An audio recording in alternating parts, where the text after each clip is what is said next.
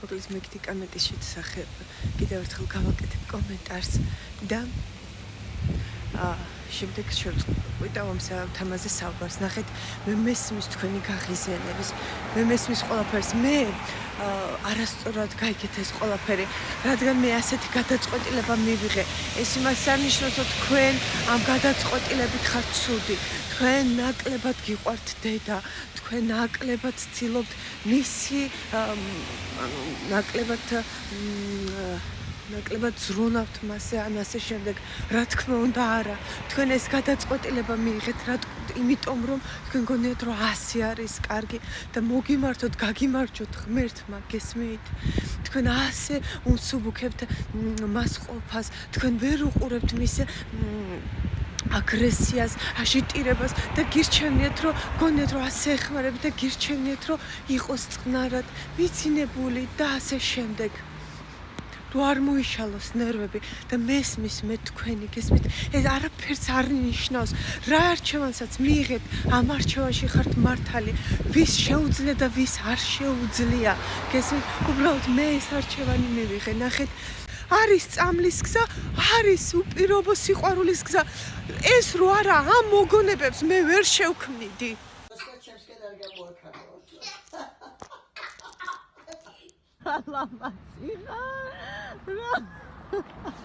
ახლა ვაუ საყვარელი აბა შემოbrunდი გვანა ვაუ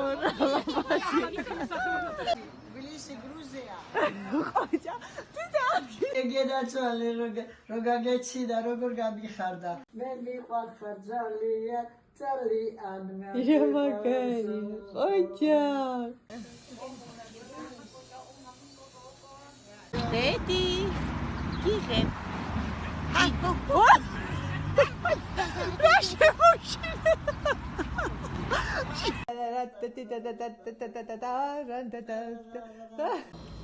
მე ვირი რა გითხრა სიყვარული სიცოცხლე შეერთხელ მოდის ვიხარია ბედნია ამას მებო ყველას ბედნიერებს გისურვებთ იხარით ბედნიერები ტაში ბიჭი აბა ტაში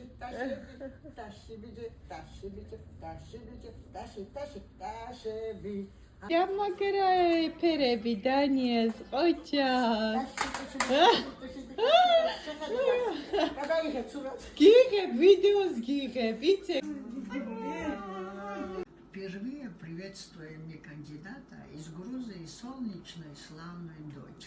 Твой труд увенчался сегодня победой. Печали, тревоги, заботы, все прочее. Სიმღერო, სიმღერა არ ვიცი კარგი. მე ყველა მიყვარხართ. თქვენ ჩემთვის სიხარული და ბედნიერება ხართ. უნდა დიდები ქორწილში უნდა დავპატიჟოთ. დიჯე. ეს რო ქორწილს გადაიხდეს, ბედნიერები რო იქნებით ყველა. ბედნიერი ვიქნები მე. მიყვარხარ. ვერ წარმოიდგენს როგორ მინდა რომ ბედნიერი იყო. გახდი დედო რა ლამაზი დღეა თან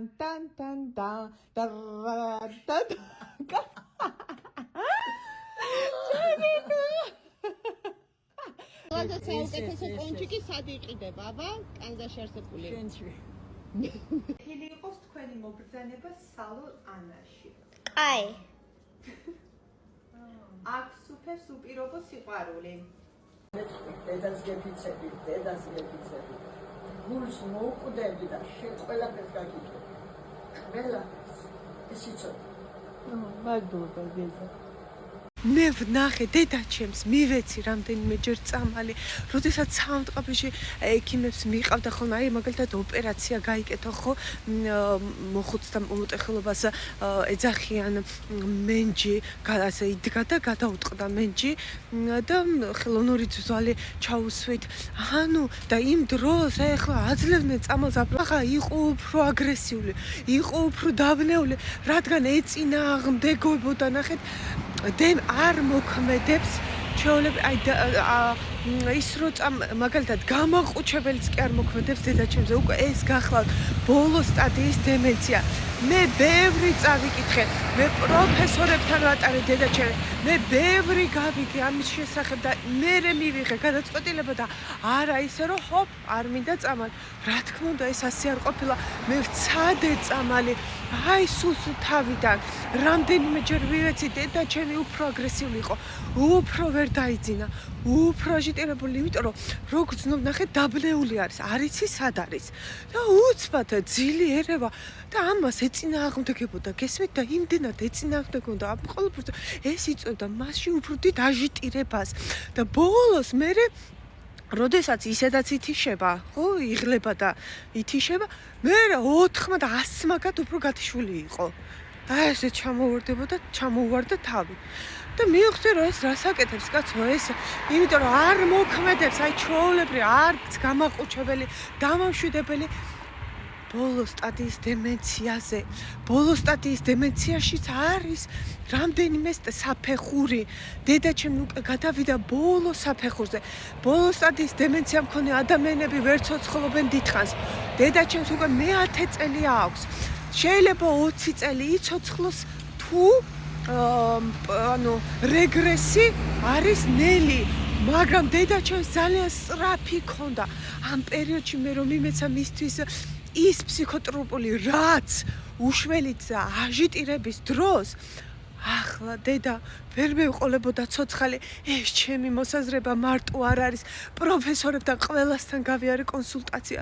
თუ ხაცაღა თქვენ თუ ამაში პოულობთ ჩვებას, გაგიმარჯოთ ღმერთმა, არ იფიქროთ რომ ვინმეს ვამტყუნებ, ან ვინმეს ნაკლებად უყვარს დედა, რადგან წამალებს აძლევს.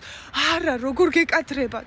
ზოგი შეიძლება საერთოდ რაფშუაშია წამალი, უბრალოდ მოუნდა ჩემი კბენა, ჩემი გალანძღვა, იმიტომ რომ ავანთე მასში სანთელი შუქი გადაუხვია გზას და მე რო ვახვედრებ რომ აი შეგეძლო სწორი არჩევანი მიგეხო დედა გაგიჟდა. ოღონდ ამ წამლებს შუაში ზოგი ისეთი მიწერს საერთოდ შეხება არ აქვს დემენციასთან.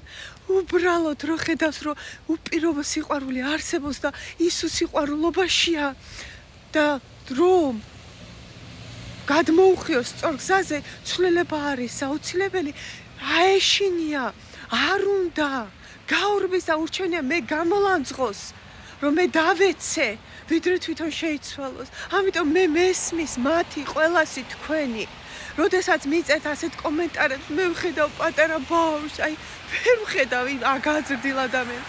მე ვხედავ პატარა ბავშვს, რომელიც ყვირის რეალურად ჩვენას ითხოვს. მომეცი საშველი დამაცადე ცხოვრება, მეუნება ტკივილში ვარ, რა გინდა? არ მინდა აქედან გამოსვა, მე კიდევ გეუნები რომ არის გზა, გავუშვი წარსული, არა და უნდა ჩემი ცხოველური საწყისებია ჩვენ ხო ცხოველებს ხობს. აი დედას აჟიტირება, ტკივილები ახლა წამოვიდა ართრიტი არ გესმით? თორე დედაჩემს ეს ფიზიკური ტკივილი, დედაჩემი უჯამრთელესი ადამიანია ფიზიკურად, ეხა დემენციას არ გულისხმობ. დედაჩემს ტკივილები წამოუვიდა ახლა ართრიტის გამო ამ ოქტომბერში დამძიმდა. რატო? იმიტომ რომ გადმოვიდა მდგმური, რომელიც მუშაობდა აღარ მუშაობს ახლა. სულ სახშია. ამის გამო დისკომფორტი რო არ შეექმნას, რომ არ დავჩე ცხოვრობს საერთო საცხოვრებელში, რო არ დავჩე ისე მარტო ვერ გადავიხდი ქირას, რო არ მომიწინოს უპატრონო თავშესაფარში დედასთან ერთად წასვლა და შვილთან ერთად. ერთხელ უკვე ყოფილა, კიდე აღარ მინდა, თუ აუცილებელი იქნება წავალ როგორც ღმერთს უნდა, ხო? ეს რო არ მოხდეს, ამიტომ სულ გარეთ მყავდა ეს პერიოდი დედა. დედა გარეთ ძალიან დაბნეულია, ვერ ისვენებდა. აქ წამოვიდა კიდე ართრიტი. და ამან უფრო დაამძინა მძიმა დედის მდგომარეობა, აგერ არ მყავს მანქანა, ფეხით დავდივარ ყველგან დედასთან, უფრო იბრევა, უფრო აჟიტირებულია. როგორი არის რომ ვიღაცა გოგო გაწვება, არ იცი ვინ არის, სად მიყავ ხარ? ცოდოა ეს ადამიანი, მაგრამ რა გავაკეთო? ჩავაბარო, ვერ ჩავაბარე. ჩავაბარებ და ესეც გაგებული მაქვს რა მდგომარეობაში არიან დემენცია მქონე ადამიანები. საცოდაობა არისო, ყველა მომვლელი ამას ამბობს. რო ვუყურებთ მიტოვებულ მშობლებსო. ამაზე დედის საცოდაობა გვესმისო მათიო, მაგრამ საცოდაობა არისო ავტობუსში ავალ გააგრძე. აი, ავტობუსმა გამასწორა რა ხშეს. საცოდაობა არისო და როგორ უნდა მიატოვო შენი მშობელი გამზრდელი. მე ვიყავ თელ ცხოვრება მიტოვებული იგივეს ვერ გაუკეთებ დედა ჩემს ვერა გესმით არ შემიძლია იმის გამო რომ არ ვუყურო დედის აჟიტირებას და რა მე ვერ დავაძინებ ერთადერთი გამოსავალი არის რომ დააძინო გესმით და ნახეთ რატო არის აჟიტირება ყველაფერი ოდნავი სიცივე აი ეხლა აქ წვიმაში რომ მყავდეს ეხლა ძინავს დედას და კამერით ვაკონტროლებ აი ამ წვიმაში რომ მყავ ამის გამოც აჟიტირდება ოდნავი დისკომფორტი ნახეთ ეს იმას არ შევძლო ტკივილშია დედა არა ყველაფერს არქმევს უბრალოდ ტკივილს იმიტომ რომ გადამოცემის უნარი არ აქვს და ტვინს დისკომფორტი ტვინი აღაქმევინებს ამ დისკომფორტს როგორც ტკივილს გესმით რეალურად ეს ხდება დემენცია თუ არ დედა ჩემს აბა ტკივილში ვამყოფებდი ხალხო ესე ხო არ არის როგორც საუკეთესო იყო და არის ის გადაწყვეტილება მივიღე დედისთვის რომ მე ვნანობ ბევრი მშვილი მწერს რომ ვნანობო რომ ასე არ მოვიქეცი ვნანობო რომ ეს შეცდომა დავში თქვენი ვიდეო ადრე რომ მე ნახაო ერთო უფრო სხვანაირად წავმოთოთ ყველაფერს არინანოდ გავუშვით წარსული ყველა ვაკეთებთ ჩვენი საუკეთესოს რაც იმ დროს გონია შეიძლება არ არის საუკეთესო მე რა ასე ვიზრდებით შეცდომებიდან სწავლობთ აქედან გამომდინარე არავის არ განკითხავთ ხალხო არ არის ასე უბრალოდ გზას გეუნებით სხვასაც არის აქ ძირითადად ყველას დემენცია აქვს ხო ვინც წამლებზე დასვა ვინ ჩააბარა მალევე გარდაეცვალა მშობელი აგერ დარაჯი ის არის რა ქვია ბიჭი არის დაცვის თანამშრომელი და ჩააბარა მამა ვერ უმკლავდებოდა რაჟით ჩააბარა მალევე გარდაიცვალა დღემდე იცით როგორ განადგურებულია ეს ბიჭი დღემდე ვერ პატიობს საკუთარ თავს ამ ყველაფერს იმიტომ რომ მე ხომ მყავარ მაგალითი არჩაბარების და როგორ არის ახლა დედა ამ ოქტომბერს არ გულისხმობ ძალიან დამძიმდა დედა იმიტომ რომ ნახეთ მაქსიმუმ იცოცხლონ 1 წლიდან 5 წლამდე არის გააჩნია როგორ მიდის კიდევ ერთხელ თუ ნელი პროცესი არის მაშინ შეიძლება 20 წელიც იცხოვროს მაგრამ თუ სწრაფი არის ვერ ცოცხლობენ დიდხანს ამიტომ მიდის 5 წლიდან მე-4 წელი არის უკვე ხო ამიტომ დამძიმდა დემენცია ნენელა თიშავს ორი მაგალითად ქალბატონს ვუთხარი რომ დედა დასვი წამლებზე მეუბნებოდა და აგერ დედა ჩემი დასვი წამლებზე 1 წელია რაც დასვა აგერ ყოველ დღე როდესაც ვნახულობ გუშინ შევხვდი დედა ჩემთან ერთად დედა ჩემი აჟიტირებული იყო ჩავიყვანე ისევ ქვევით რომ თქმური არ შემეწუხებინა იქ ვიყავით რა ქვია იმას სამრეცხაოში ქვედა სართულზე არის არავინ არ ცხოვრობს ახლოს იქ ცოტა ისეთი მაგრამ არ ესმის მოკლედ არ ვაწუხებთ არავის და ნახეთ და ლიფტში შემხვდა და ვეკითხები რომ როგორ არის მეთქი ხა დედა თქვენ შეხედა დედა ჩემს და თქვენ დედა თქვენზე უარესათო ვერ გავიგე დედა ჩემზე უარესად მე ხო არ ვიცი რას ნიშნავს ანუ არ მქონია შეხება ახლა აქ ყველგან დემენცია კონცენტრია ყველგან ჩემთან თითქმის იქ კი ვნახულობ აი ესე ყავთ მიძინებული იმიტომ რომ სხვა გამოსავალი არ აქვს აბა მომლელს როგორ გაუძლებს მომლელი მესმის მომლელებო თქვენი რთულია გაძლება ამ ყველაფერს ჯობია რომ მიაძინო იმიტომ რომ არ იცით სხვა გზა ეს ყველა ადამიანი თავის გზას თვითონ ირჩევს მე პროფესორებთან შეთანხმებით ავირჩია ეს გზა რომ შემძლებოდა დედისთვის უფრო გამეხანგრძლივია სიცოცხლე რომ არ წამერთვა ის ოდნავი ცნობიერება რომ სულ ძილბურანში არ ყოლოდა დედა გესმის თუმცა ეს იმას არ შეიძლება რომ მე კარგი ვარ არა მე ეს გზა ავირჩიე უბრალოდ თქვენი ყველა კარგი ვართ ჩვენ არჩევანში გესმით და ნახეთ ამას უარესად არისო დედა მოკლე ძალიან წუხს და ასე შემდეგ რატო წამალზე დასვა ფსიქოტროპულზე სხვას არ შველთ 1 წელი როგორც კი დამძიმდა ბოლო სტადიაში გადავივიდა გესმით მანამდე დედა ჩემს 10 წელი გახდება რაც აქვს დედა ჩემს დემენცია დიაგნოზი 10 წლის უკან დაესვა თუმცა ახალკაცში მარიც შეიძლება მანამდეც იყო პროცესი ხო და 20 წელი არის ჩვენ ხო არ ვიცით თუმცა დიაგნოზი დაესვა 10 წლის უკან. ხო და უბრალოდ 4 წელი არის, რაც ბოლო სტადია აქვს. და ახლა გადავიდა ეტაპები არის. ახლა გადავიდა ბოლო სტადიის დემენციის საბოლოო ეტაპზე. ხო და აქედან გამომდინარე, ნახეთ რატო არიან აჟიტირებული. იმიტომ რომ არიან აჟიტირებული, რომ დისკომფორტში არის, ასე გადმოსცემენ ისინი ყველაფერს. შიათ აგრესიულები არიან, გირტყავენ. ტუალეტში უნდა ვერ გადმოცემის უნარი არ აქვს. როგორც ბავშვი რა გააკეთოს ბავშვმა ტირის არ შეუძლია, ვერ აღიქვას რა უნდა. ჩაის პამპერსის სველი აქვს, ტირის ასე გატყობინებს, რომ დისკომფორტშია. და დედა ასე მატყობინებს, დემენციის ენა არის აგრესიის ენა, ტირილის ენა, ეს ცხოველი ასეთი ყავს, ანუ სხეული გვაქვს, ცხოველს დედაჩემი მარტო სხეულის მეხსიერებით არის. შესაბამისად ასე მატყობინებს ყველაფერს. ვერ ხვდება ვინ ვარ, ჩემგან გაქცე ჰალუცინაციაში, გონია რომ რაღაცას უზა, გაქცევა უნდა, რა თქმა უნდა, იქნება აგრესიული. აბა წარმოიდგინეთ, თქვენ ცხოვრობს, არ იცის სად. ვიღაცასთან არ იცის ვინ უვლის. არ იცის რას მიირთმევს, როგორ მიირთმევს, ან თუნდაც რომ საკვები აუცილებელია, ეს ყველაფერი აღარ იცის. და ტვინი ასე ალაგებს ამ სიგნალს აძლევს. ან ტკივილის სიგნალს, რომელიც რეალურად დისკომფორტებს და არასწორ შეცვლილია ყველაფერი. დედას ძალიან შველოდა როგორ შევძელი აქამდე მოსვლა, როგორ და ვარჯიშით, სიარულით, ეს რო არ ეგრევე გამოდიოდა დედაჩემი. იმიტომ ამბა, ნახეთ დემენცია რო გეუბნება, რომ გაგწასვლამი და რეალურად სხეული რას გეუბნებათ, იცით ამიტომ ნახეთ უნდა ისწავლო დემენციის ენა. ანუ რას ამბობს, მავარჯიშე, გამომაშვებინე, ეს ნეგატივი, ეს აჟიტირება, ყველა დაბნევა, ყველაფერი დამღალე, სხეული დამიღალე, რომ მე შევძლო მე მოსვენება. ამიტომ შევძელი დედაჩემის აქამდე მოყვანა, რომ ვავარჯიშებდი ან კიბეებზე, ან ახლა აღარ შემიძლია. გაუარესდა მისი მდგომარეობა, დემენცია გაუარესა უკვე. გესმით, ვეღარ დადის, შესაბამისად სხეული ვერ იღლება და არის უფრო მეტად აჟიტირებული. ამას დაემატა ისიც, რომ ძირითადად გარეთ გამყავს გმურის გამო.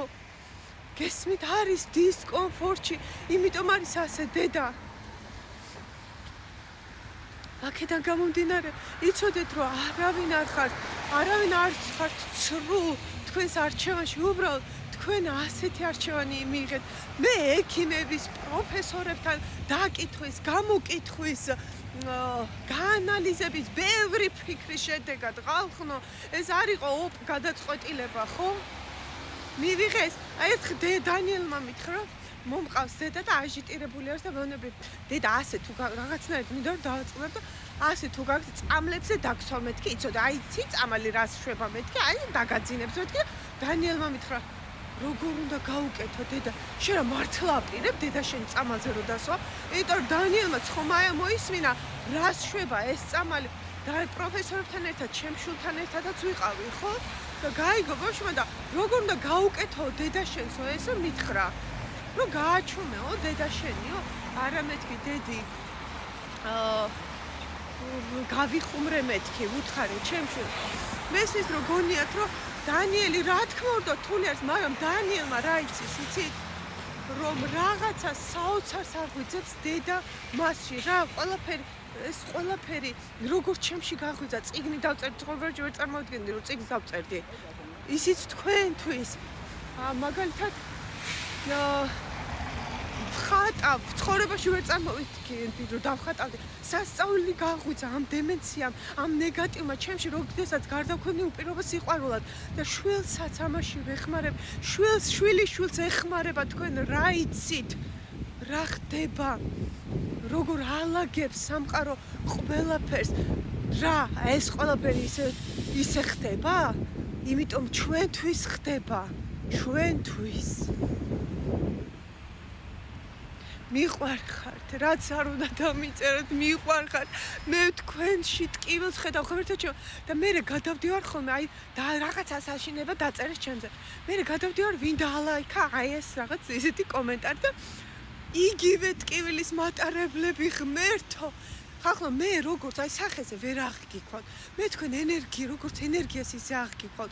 ხედავთ წამებში მაგდებს სამყარო მე თქვენ ცხოვრებას მანახებენ და მერთო რა უგულუნდა ვიყორო რამე განკითხოთ რაც გამოიარეთ და რაც შიგნით არის იმას წერთ მე თქვენი სარკე ვარ გესმით და უბრალოდ ამ სარკეში რო იხედებით და რო შეგეძლოთ რომ სხვაგვარად მოქცეულიყავ და არ მოიქეცით და რა გაღიზიანებ და რა მე მესხმით როგორც დედაჩემი მესხმის ხოლმე კაცო დაბნეულობის ჟამს გესმით ისიც ცუდად არის თქვენ შეგიძლიათ გამოკეთდეთ თქვენ შეგიძლიათ შეცვალოთ თქვენი თავი დედაჩემს აღარ შეუძლია თქვენ შეგიძლიათ განიკურნოთ გესმით გააქვთ ამის შანსი ამიტომ ვაზიარებ ამ ვიდეოებს ვისთვის ჩემთვის თქვენთვის